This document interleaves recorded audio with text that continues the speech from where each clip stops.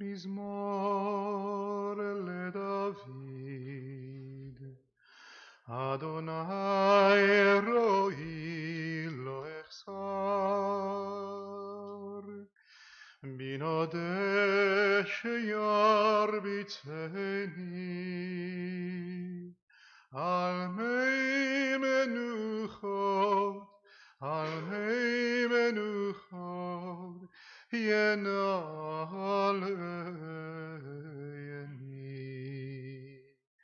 נפשי ישובל, ינחני במגלי צדק, למען שמו, למען שמו, למען שמו. גם כי אלך בגיצה למוות, לא יירא רע, כי אתה עמדי. שבטך ומשענתך המה ינחמוני.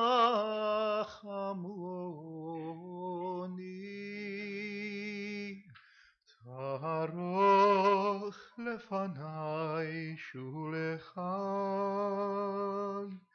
נגד צורריי, דשנת ושמן ראשי, כוסי רוויה.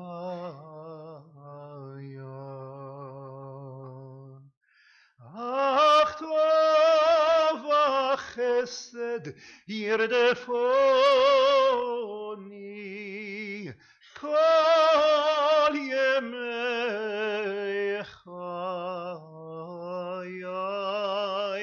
ושבתי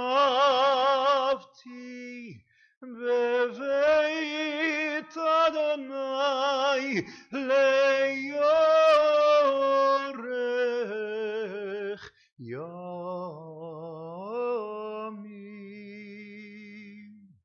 אדוני רואי לא אחסר,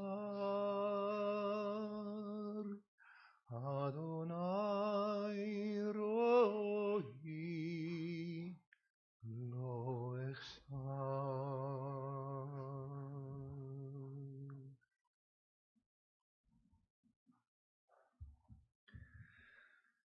A Psalm of David. The Lord is my shepherd, I shall not want. He makes me lie down in green pastures. He leads me beside the still waters. God restores my soul. God guides me in straight paths for God's name's sake. Yea, though I walk through the valley of the shadow of death, I will fear no evil, for you are with me. Your rod and your staff, they comfort me.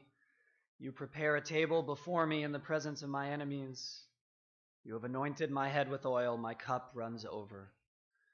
Surely goodness and mercy shall follow me all the days of my life, and I shall dwell in the house of Adonai forever.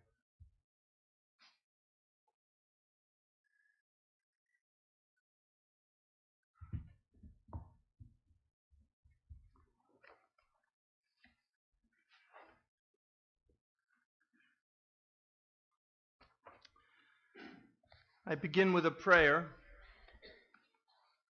not one that you will find in our prayer book, a prayer from my heart, maybe one from yours as well. God, how could you have let this happen? I do not understand. A young woman like Tracy should not have died from the flu. I know life is fragile, we are frail, but this still seems so wrong, God. I need to know that you are with me, that you hear my cry, feel my pain. God, I need to feel your presence, not just today, but every day. In moments like this, when I'm weak and in pain, I need to know that you are beside me. That alone might bring me some comfort. God, I do not pretend to know your ways, to know why this world you have created can be so beautiful, so magnificent, and yet at the same time so harsh, so ugly, and so full of pain. The lot you have bestowed upon me is a heavy one. I have to be honest with you, God, I'm angry. And I'm angry with you. I want to know why. Why the innocent must suffer. Why life is so full of unnecessary pain. There are so many times when I turned to you, God, and you did not answer. At least not in the way I needed you to answer me. There are times when I want to have nothing to do with you.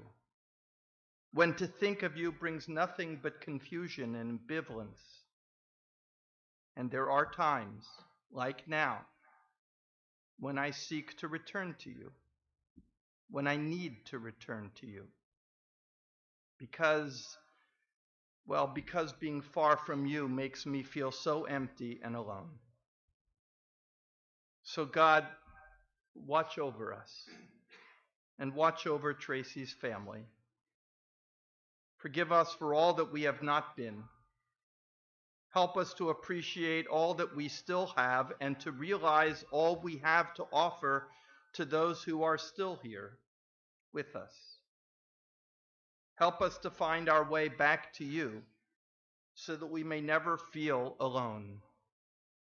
And God, watch over Tracy. Guide and protect her soul. May she at last know your peace. Amen.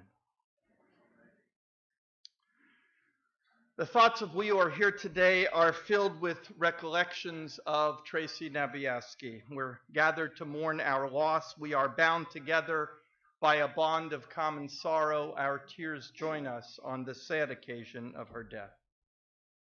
Jill, Louis, Perry, to all the family and friends, what can we say to you? There's a gap which Tracy's death causes that nothing can fill. We are all so stunned, so in shock. The why that forms in our hearts and all but bursts from our lips goes unanswered. The world around us remains indifferent to our questions and gives us no satisfaction while these questions gnaw at our innermost beliefs. There's an account in the Bible of a situation not dissimilar to ours, a family confronting an inexplicable death, an untimely loss of a vital relative and friend, and the Bible does not elaborate any eulogy. It does not speak many words of lamentation. It simply suggests this is a time to be silent. And as I now struggle for words, I take this truth to heart. This is a time when one cannot capture in the net of language that which is in the heart. A wise man once said that there are times when God asks nothing of his children except silence, patience, and tears. Silence because the pain and illogic of the death of a young woman like Tracy in the prime of her life is too overwhelming for words. Patience because we know that we the living have no choice but to endure with the abiding faith that somehow for us life must go on. And tears because we know how difficult and how nearly superhuman we must be to endure such an inexplicable tragedy. And so we sit here today, overwhelmed by our sense of loss. Our hearts are heavy, our thoughts are bitter. Death always seems to get the final word. Everything in life, it appears, has its antidote except death. Those of us who knew Tracy knew that she spent a good portion of her life battling, fighting, mostly against herself, but not only with herself. And of late, she seemed to be winning those battles, emerging from her struggles. And then this. It's not fair. Death wins. Death gets the final word, the final victory. This just can't be. We won't permit it. Tracy would not have wanted us to let it end this way. But maybe death is not the final word. Maybe it does not get to be the end of her story. I have been amazed over these last few days, from the moment the news came from Phoenix, from the initial shock, through the anxious hours at the hospital, and finally in the acceptance of a reality nobody wanted to accept. There was so much love. And it was clear to me that had to be the final word. That had to be the story we told. Not of her death, but about her love. Ki azah kamavet ahava. Love is stronger than death. That's what King Solomon insisted thousands of years ago. King Solomon, the smartest guy who ever was, insisted that death does not get the last word. Ki azah kamavet ahava. There is something that can rival the completeness and totality of death, and that something is love. The love Tracy felt for us and the love we held for her. The love that was always behind her passion for life and her fight and her struggles. Ki azah kemavet ahava. Death will not win. I hope you can feel it today in the thoughts we express, in the longing we feel, in the feelings we share, in the memories we embrace, and the stories we tell. We too insist that love, our love, is stronger than death. I want to give the first words this morning to those who knew Tracy best and loved her the most. I ask that you listen to what they have to say, and you, like I, will hear, we will feel the love that will be her ultimate legacy. I want to begin by calling on Tracy's boyfriend, on Tom Schultz, to come forward and share a few thoughts.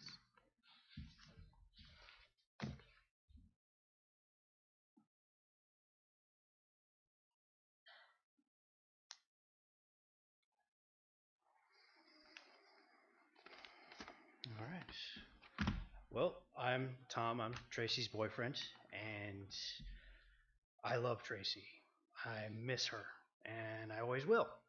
She was such an amazing woman and had such a profoundly positive effect on me. Truth is, we had overwhelmingly positive effects on each other. We fit together like puzzle pieces. She fit perfectly right under my arm and her hand in mine.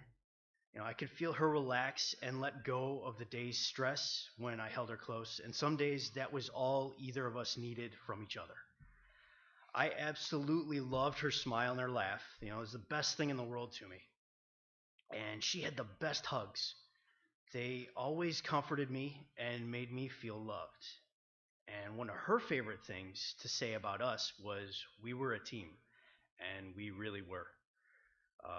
It was us against the world. And we were equals. We always had each other's backs. She doted on me, and I protected her, and we cared for each other. I knew she was someone very special very early on, because there is an undeniable spark about her. She was vivacious, extremely intelligent and quick-witted, with a wicked sense of humor that I loved. She was snarky and sarcastic, which I am too, and would make for really fun conversations between us that devolved into laughing so hard I couldn't breathe, and she would snort, and that would just get us going even more. Tracy was also very compassionate, very caring and gentle. She had the softest, most delicate touch, but it was just right, especially when I was having bad days, because somehow she knew just what to do and just what to say to me to get me to calm down and relax. Um, we were honest and open with each other from the start. We shared our flaws and our warts with each other. We knew what we were getting ourselves into from the get-go. We knew. As we grew closer, we shared more and more details about our pasts. I learned about all the ugly details and demons from her past, as well as the daily battles she had to fight. She learned about all my unsavory indiscretions as well. We never held it against each other because we saw the personal growth and maturity in each other, especially Tracy. What she was able to accomplish this last year alone was nothing short of amazing. The literal blood, sweat, and tears she put into taking care of herself, growing as a person, and maturing was absolutely amazing. She moved past some of her issues, she accepted others, and learned to cope in a healthier way. She took responsibility for herself and was especially reluctant at the beginning to accept my help. But when she learned that she could trust me completely and I would walk through hell and back with her without hesitation for her, she let me in, and her progress began to pick up some speed because she had what she needed. She told me last summer, straight out, that her goal for the year was to stay out of the hospital, stay out of the institution this winter. And as everybody knows, when Tracy sets her mind to something, that happens. She was always very determined and stubborn, and a beautifully independent woman. It was a very tough battle with some pretty low days, but that brave, stubborn, determined warrior of a woman fought through all of it. And she got through this winter without staying a single second in an institution. And it was an incredible feat of strength. Tracy is the strongest person I know, and I am related to and love some of the strongest people in the world. I am so proud of her for accomplishing her goal, and I told her that all the time. And it made me so happy to see her accomplish what she set out to do because I knew she could. I knew the whole time, and my faith never wavered in her, even on the bad days when they turned scary. Watching her work was a beautiful sight to see. It was like a living piece of art. It had tragedy and comedy intertwined to make something priceless and stunning. She is the most beautiful person I've ever met, and I am so proud of her for what she accomplished and feel extremely lucky and honored that I was able to witness her do her thing, let alone be involved and even help. The bravest and strongest thing she did was take that first step towards really taking care of herself. She took herself to a brand new environment in another city across the country from her past. Making that drastic of a move is scary for anyone, but Tracy had the guts and the strength and the determination to make it work. And she began to accept herself and took the first important steps towards independence and healing even before we met. Once she got to Phoenix, she had that freedom and space she needed to take a deep breath, actually focus on herself, and remove some of the outside pressures to flourish. And it was her version of flourishing. It was no one else's, always hers. And she was always very tough on herself, rarely gave herself slack, but the reality of it was she was digging herself out of a very deep hole, and she was making a lot of progress. She really was, and it was beautiful. When we talked, we listened, and that made all the difference for her because we came to decisions together. Nothing was forced. Both of our opinions were respected and accepted. Make no mistake at all. Tracy was the one doing all of the heavy lifting. She was the one actively changing and making herself a better person.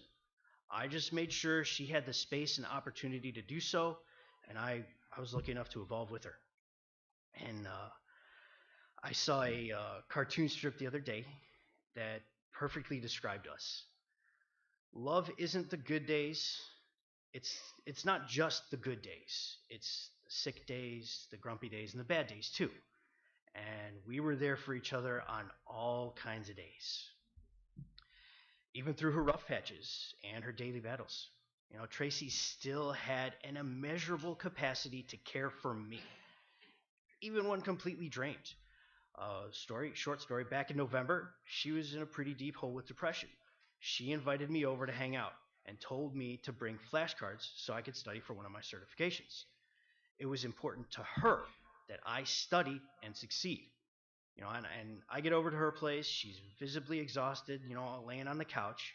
But that amazing woman was determined to make sure I succeeded. She mustered up the strength to go through those flashcards with me and make sure I studied. She also promptly plopped her legs on my lap with that devilish grin of hers, because we both knew that was her favorite relaxing position, and she was a stinker. Tracy also patiently taught me how to help her, and recognized quickly that my intent was to nurture and protect her. And at the same time, she was teaching me understanding and compassion for those battling mental illness, and how to better help and support everyone, not just her, everyone. She made me a better man. I could go on all day. I would love to go on all day about Tracy. That's my favorite thing to do. The only thing better is getting to talk to her. But I want all of you to find solace in this next part, and it may be repetitive for some. Tracy and I spent the last day and a half together. We were both happy. One of her last text messages to me on Friday said, "Tonight's going to be a good night. I just want to cuddle and watch a movie at your place. I miss being snuggled up to you." And we did just that Friday night and all day Saturday. We stayed cuddled up. We were warm next to each other, and it was a random, it was a rainy day, which you don't see much in Phoenix. And it was then, snuggled up together, that she told me with a big smile that it was the perfect rainy day cuddling with me and watching movies. And I agreed. Her last words to me were, "I love you." And she was looking me dead in the face and smiling when she said it. Last thing she heard from me was me responding, same thing, "I love her too." And last thing she saw was my smile. Yeah. So in her last days and her last moments, Tracy was happy. She was content, her normal self, sense of humor, and she was comfortable. She wasn't suffering or scared, and no pain in the end. Tracy still makes me smile, and I will always love her, and that is always going to be the truth. She gave me such an amazing gift this last year that I will cherish it forever. So, thank you. I'd now like to call on Tracy's uncle, Howard Pastolo.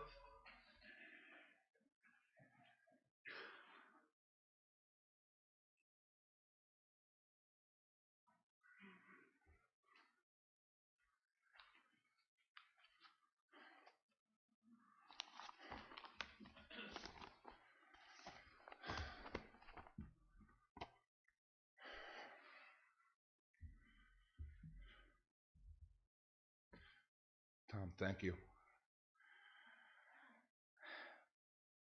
I honestly don't know where to begin. Like all of you, I am still trying to understand and come to grips with what has happened. Tracy Heather Naviasky was such a young, beautiful, intelligent, caring, and giving person. I'm so proud to say that I'm her uncle.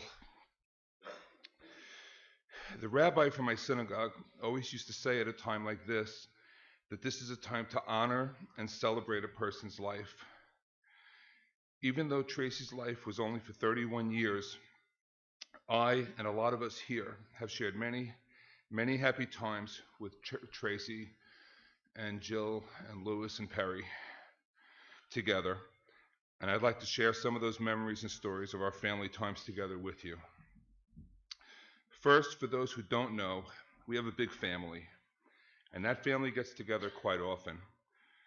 For example, Tracy and Perry have cousins locally here on Long Island, but also in Baltimore, Ohio, Philadelphia, Florida, South Africa, England, California, and I'm sure in other locations as well. And all of the families have always made an effort to attend family celebrations and to be there for each other in sad times as well, like today. I remember when Joel and Lewis called us to tell us we have a niece. Debbie and I were so thrilled because Tracy was the first to be born out of all our other nieces and nephews. We are now Aunt Debbie and Uncle Howie, and what a great feeling it was. I remember when Joel and Lewis had a house in Roslyn, right down the road from here, and they had this pink couch. I believe it was in their living room, and I remember laying down on this couch, and I placed this little girl, this little Tracy, down on my belly, and she fell asleep. It was so beautiful. The only problem was I fell asleep as well, and Jill got nervous and took her off my belly. Tracy also sang beautifully.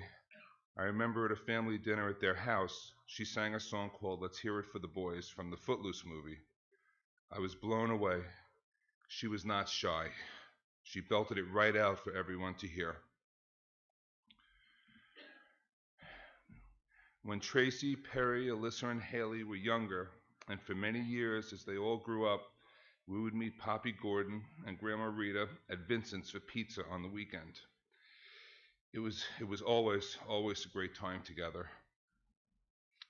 And let's not forget all the Sunday family night dinners. If Rita and Gordon were in town, we all had dinner together. We also took many trips together as a family, but there are two that I want to mention today. The first is a trip we took to Israel to celebrate the B'nai Mitzvahs of Perry, Alyssa, and Ross, the Waldorfs, the Naviaskys, the Pastelovs, and the Ingbers all together. The reason I wanted to bring this trip up was that we had a big bus where the adults sat in the front and Tracy and Perry and Alyssa and Haley and David and Ross sat in the back, in the far back, laughing and having the times of their lives together as they always did. The reason I know this is because each day on the trip, I would move my seat back further and further to be with the kids. On the many other family trips we took together, I'm not sure how old Tracy was, but she had a mini-me, little Haley. Little Haley wouldn't go anywhere without her Tracy. And Tracy couldn't go anywhere, even if she wanted to, without Haley holding on to her or sitting on her lap. I obviously have great pictures of this, and that I will always treasure it.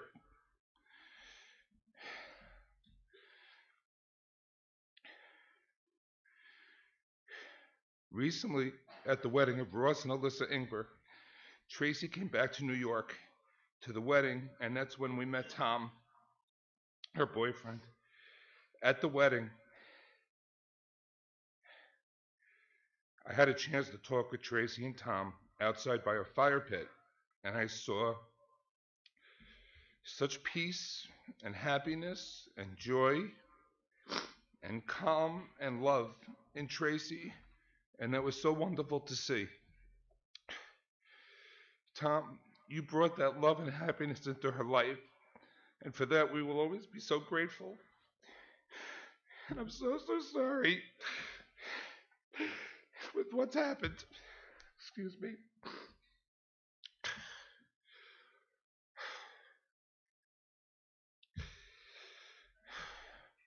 Tracy, if you didn't know, sorry. Tracy, if you didn't know, was an animal lover. The family grew up with a dog named Neo, which she loved. And she had cats for many years as well. I remember when she called me to be a reference for her when she was going to adopt a cat. I said, of course I would do it for you. And of course she got the cat. the first of many. Earlier I said Tracy was a caring and giving person, which I always knew, but what I didn't know is that she was a donor. I understand she was able to donate several of her organs to help others live. This should tell you a lot about the type of person my niece was. Our immediate family is the Waldorfs, the Naviaskys, and the Pastelovs. You put that together and I think of us as one big pie. And now one beautiful slice of this pie is gone from us physically, but will always be in our hearts. She will always be with us in pictures, videos, and wonderful memories we have.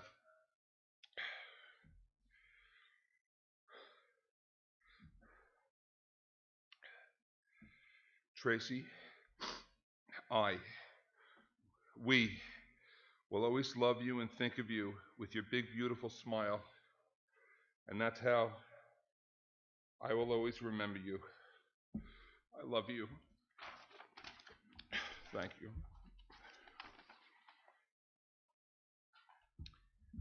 I'd like to now call family friends Larry Ingber and David Ingber to please come forward.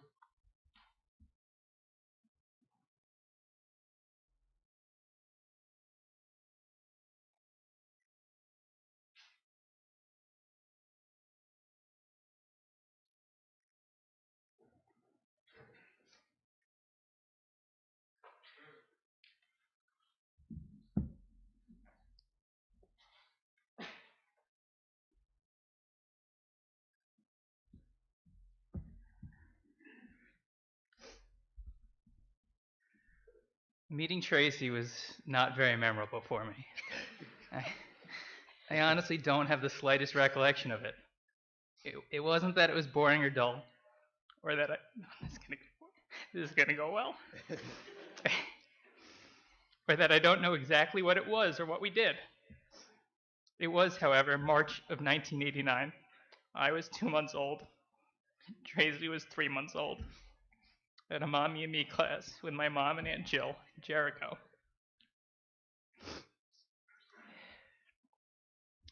Tracy and I were incredibly close friends from the start. Our relationship strengthened by many family get-togethers and vacations. I remember the two of us riding roller coasters at Hershey Park, and I cherish the photo of us with our brothers, all on a bench, surrounded by giant candy characters. I remember ski trips, where Tracy was surprisingly impressive on the slopes. I remember hanging out with Tracy at the very back of our family bus as we cruised all around Israel, celebrating Perry, my brother Ross, and cousin Alyssa's B'nai Mitzvah. And I remember the amount of effort it took to convince her to get on that jet ski towards the end of the trip down in Eilat. Yeah, Perry remembers that too. I remember Costa Rica, ziplining and horseback riding through the rainforest, playing with snakes and other wildlife, and just having the best of times. And of course I remember Tracy being there at both my and my brother's wedding, humoring me at both parties with a few minutes on the dance floor.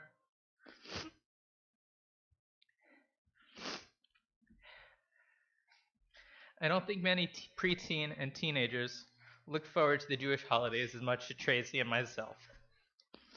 All holidays, especially Rosh Hashanah,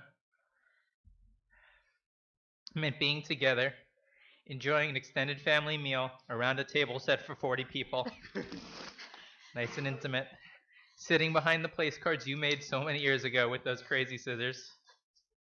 Along with your cousin Lauren, we'd see how many dozen latkes I could eat before the meal started, which cousin would be hanging out under the table, and trying to figure out how to have Aunt Jill pick our section of the table to head to the buffet before everyone else. Once the meal was over, we'd hang out in your room upstairs, surrounded by a silly amount of Beanie Babies, or raiding Uncle Louis' closet for me to try on and head downstairs in his newest bright pink or purple outfit.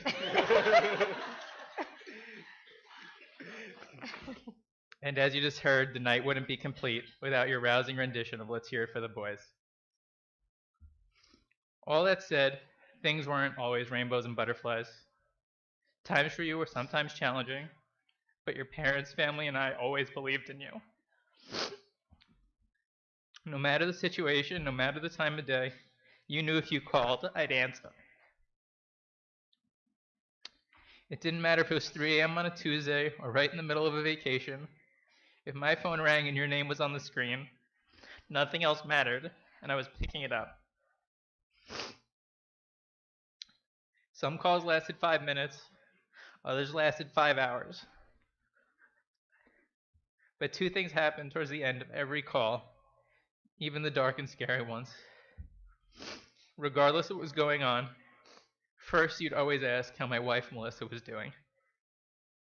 Then, at the very end, you'd often complain to me that our calls always were one-sided, you sharing your issue with me listening and trying to be supportive and help any way I could. You'd beg me to complain about something or share some dilemma back with you, showing that even in the darkest of moments, you were always caring and compassionate, and that incredible girl I had known since 3 months old, and I could remember for as long as time, was still around. Tracy, there's now a void in my life and in my heart that will never be filled. I just want to say I miss you and I love you.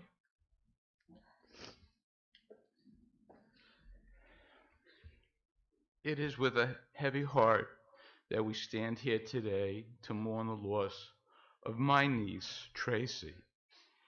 Yes, I am privileged to say that Tracy referred to me as her Uncle Larry and Elise as her Aunt Elise. As my mother would have said, Tracy was beautiful inside and out. I remember Tracy taking a bath as a little girl with my son David. I remember her singing. I remember taking Tracy to her first New York Mets baseball game. I have season tickets right behind home plate, and as a foul ball was coming right at her, I blocked it, I dropped the ball, but it didn't hit her. Tracy said, I will never come to another baseball game again. I remember as a little girl, she was scared of roller coasters. I was able to convince her at Hershey Park that the Super Duper Looper roller coaster would be fun. It was for me, but not so much for her. I remember the fun our families had in Costa Rica, Israel, Hershey, Disney, and just hanging out in our home. However, during the last several days of going through photos of all of these beautiful things we did together, what I will always remember is Tracy's beautiful smile. I will miss her smile and her laughter, and we will love her forever.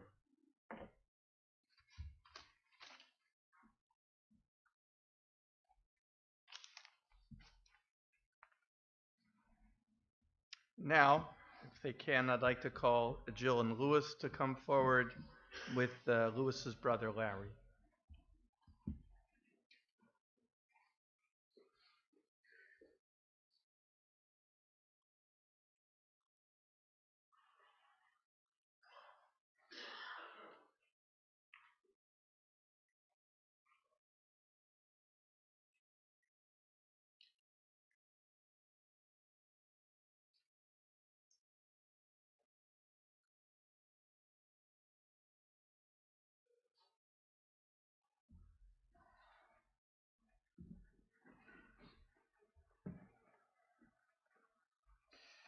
I need this video open. Okay. Louis and I would like to thank our family and friends for the outpouring of love and support we have received over the past week, and to thank everyone for coming from all over the U.S. to be with us at this time. Thank you, Rabbi Lucas, for delaying your trip to APAC and officiating today, and Rabbi Allen and Cantor Barney for being here. I vividly remember the Sunday night, December 18th, we had just finished our family ritual Sunday night dinner at Tam O'Shanter. When we got home, we got the call that Tracy was born. Louis, my mom Rita, and I flew to Dallas on Monday morning, and there was this beautiful baby girl waiting for us. Tracy was a gift of life to us, and she enabled us to start our family. Tracy was a beautiful child growing up, with a magnificent smile Her wit and intelligence were beyond her years. One of Tracy's first baby gifts was a stuffed animal dog named Puppy. Puppy was her love. Puppy stayed with Tracy till she left for college. Tracy also loved Winnie the Pooh and took Pooh Bear around the world with her. Lewis and I found Pooh Bear on Tracy's nightstand in Arizona.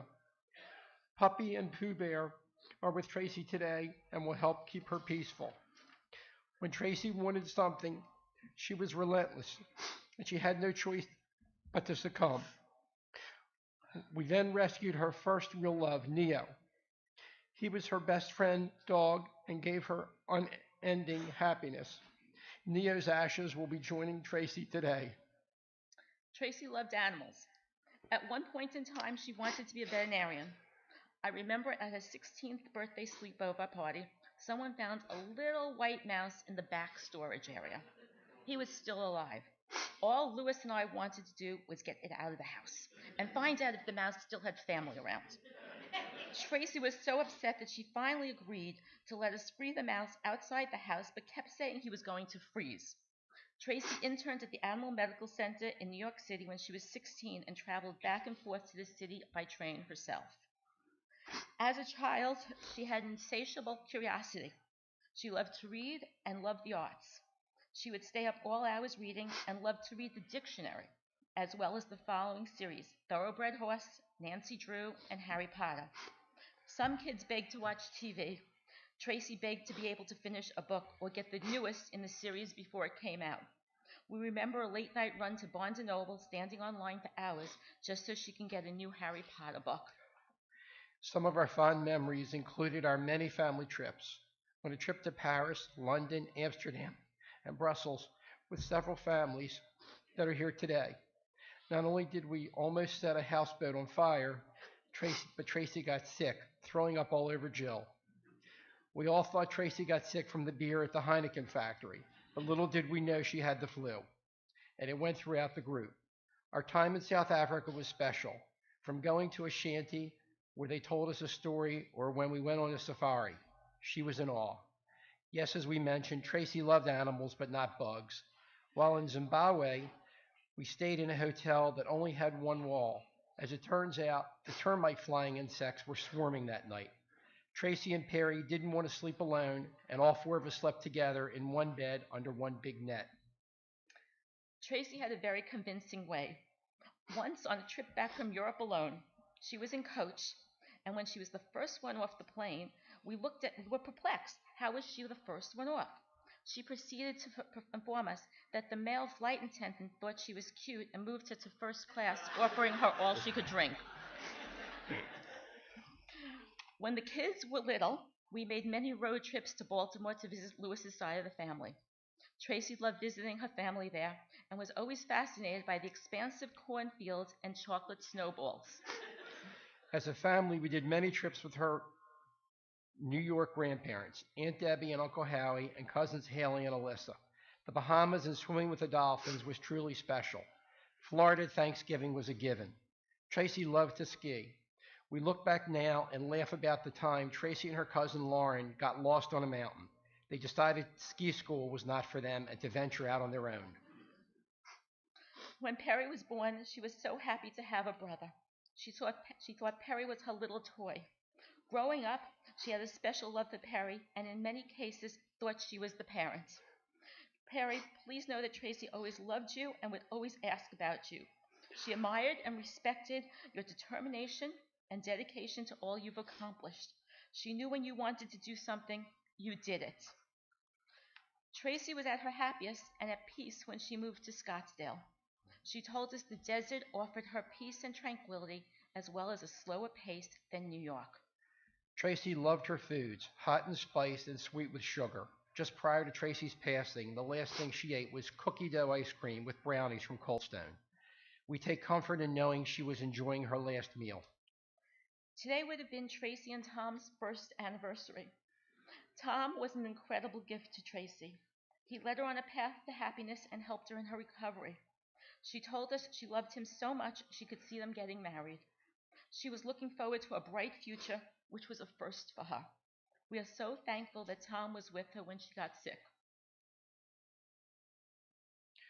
Tracy loved her family, her aunts, uncles, and cousins. She always asked about them. Tracy was not a big phone talker, but she texted with many.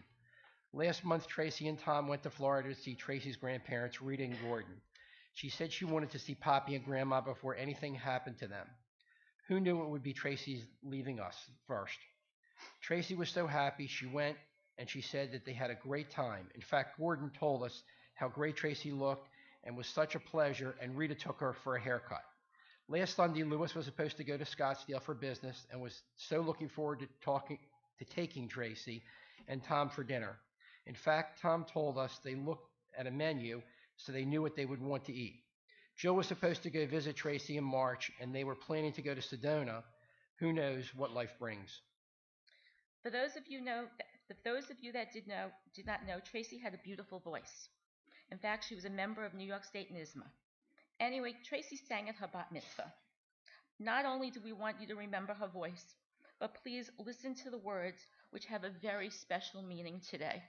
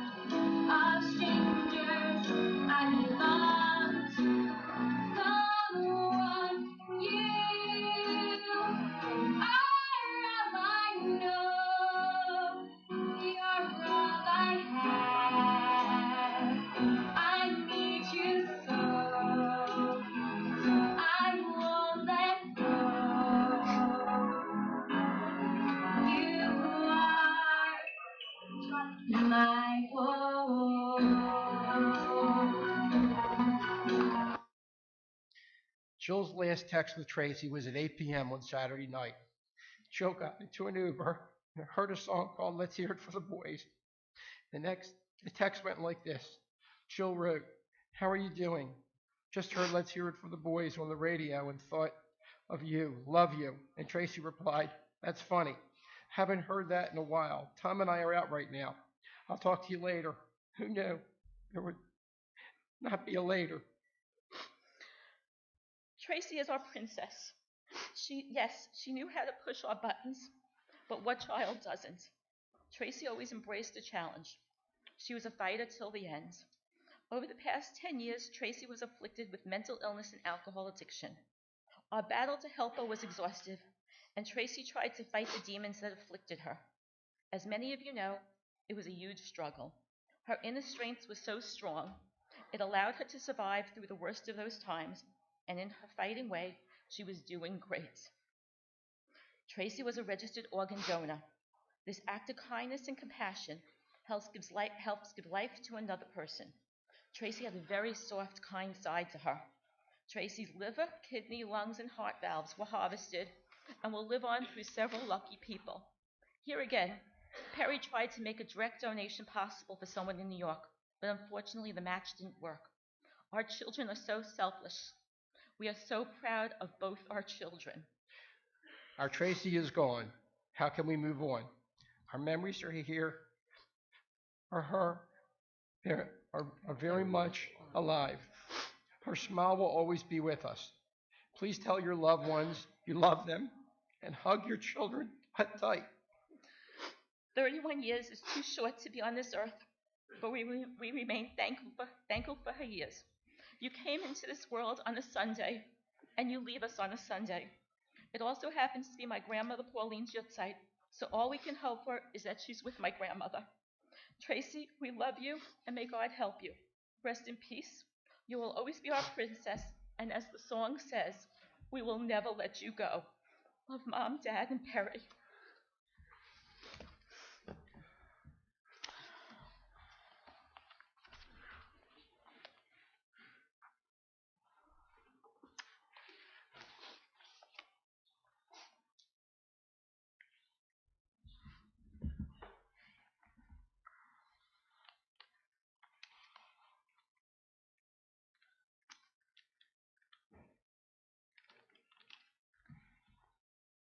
In Jewish tradition, we say, Devarim hayotzim min halev nichnasim el halev, that words that come from the heart enter into the heart. I knew Tracy for most of her life. She grew up here. She celebrated her bat mitzvah on this bima. She attended our Hebrew school, our Hebrew high school. My son Ari was one of her teachers. Gila Hadani Ward was that time the head of our high school, said Tracy was a unique student, not the kind who accepted everything you had to say just because you were the teacher, nor was she apathetic and could care less about what was going on in the classroom. No, as Gila said, Tracy was my favorite kind of student, the student who will listen, engage you, challenge you. Make no bones about it, these are the hardest kinds of student, but ultimately they are the students that make you realize why you do what you love. This is a theme that you have heard repeatedly in the people who have spoken. The Tracy who could be a challenge, the one who did not tolerate fools lightly, the Tracy who was independent to the point of being irreverent, but she was always engaged, and there was a sparkle in her eyes and a love in her heart that always shone through. No matter how big a pain she was being, you didn't tolerate Tracy, you loved her because you knew how deeply she cared. Tracy was intelligent and witty, stubborn and feisty. She was quick and intuitive, compassionate and caring. She was always independent. How did Frank Sinatra put it? I did it my way. That was Tracy. She was always doing it her way. Relationships with Tracy were always a complicated affair, whether you were her parents, her brother, her grandparents, her boyfriend, or a friend. She could be demanding and loving at the same time. Perry, she did admire your path in love, whether it was your choice to serve in the Marines or volunteering as a firefighter. She admired your strength and your commitment. Louis and Jill, your relationship with Tracy was not always easy. We are always hardest on the ones we love. But through it all, you were there for her, and she always knew that you had her back and would be there for her. As you've heard, this past year was a good one for Tracy. Tom, you were one of the best things to have ever happened to her. Dare I say, in you, she met her match. When Jill and Louis heard that Tracy was going hiking with you, they knew this must be a really serious relationship. Tracy was not big on the outdoors. And you heard that her last meal was with you. She went out eating ice cream, and the last words she said and the last words she heard were, I love you. She had learned that lesson from Solomon, the one he tried to teach us so long ago, that there is nothing stronger than love. Ki azah kemavet ahava, that love is even stronger than death.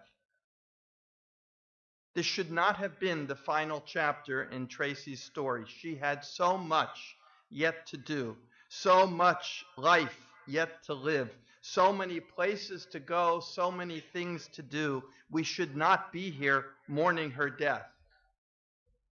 But here we are.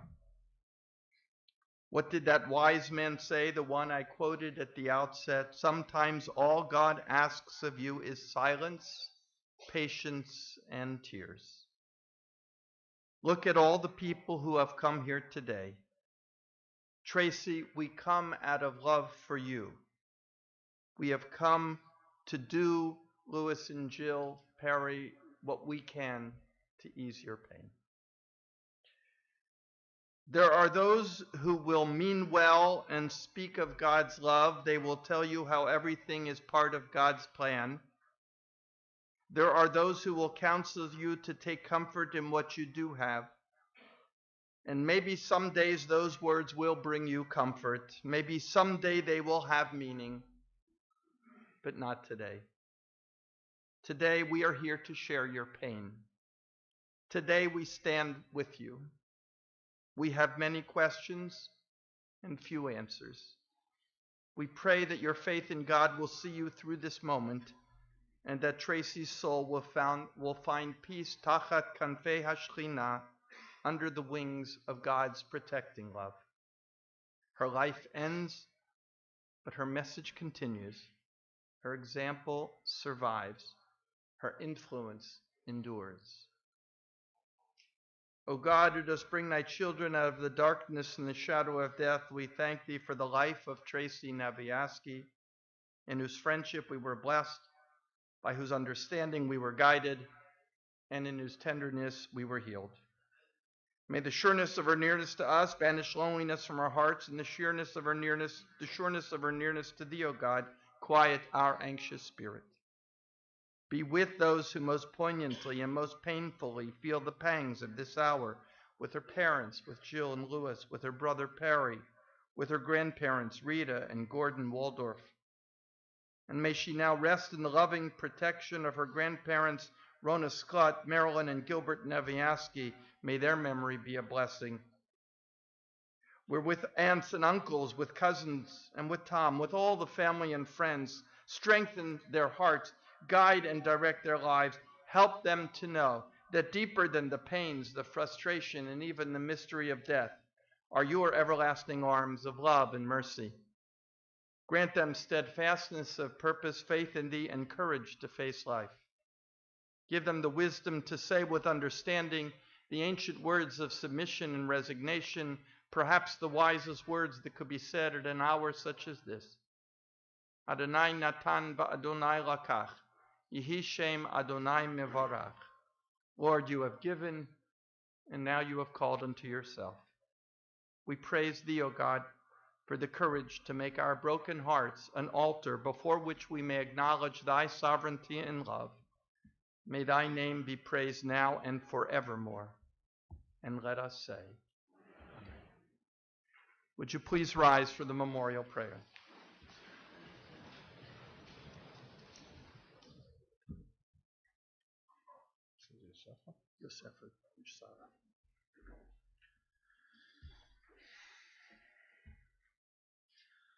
El Malei Rachamim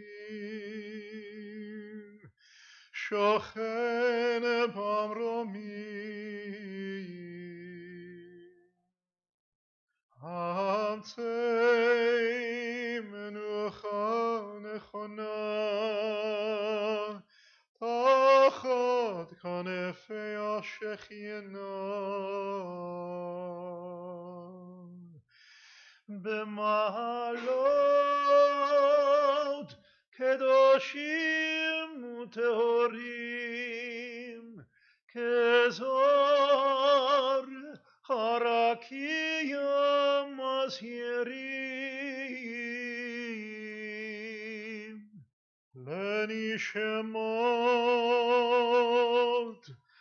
bracha tova chana Bat leib Avraham v'Yosef Sarah שהלכה לעולמה.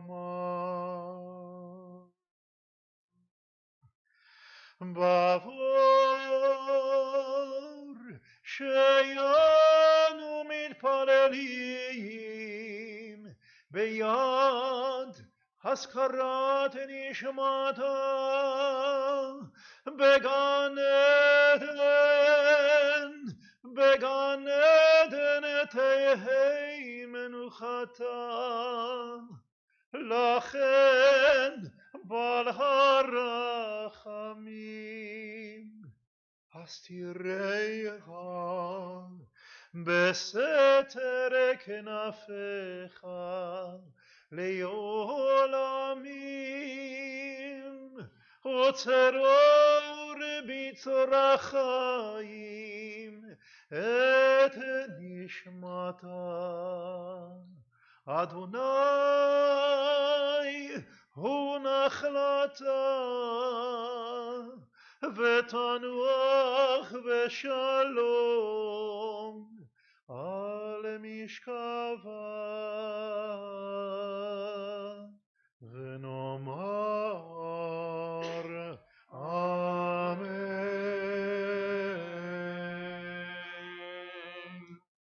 O God, exalted and full of compassion, grant perfect peace in your sheltering presence among the holy and pure.